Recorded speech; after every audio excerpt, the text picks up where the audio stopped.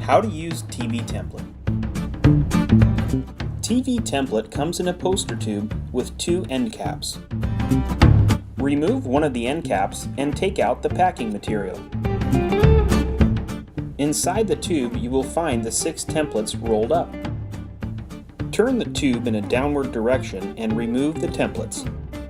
While standing, slowly unroll the templates, letting them descend towards the floor.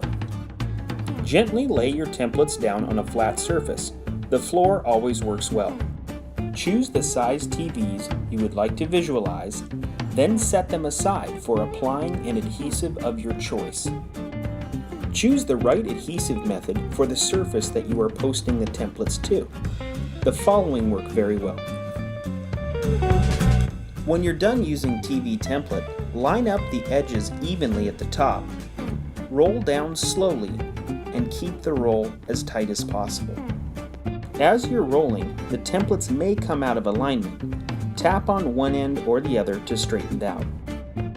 Insert the tightly rolled templates back into the tube and make sure that you keep tension on the roll as you put it into the tube.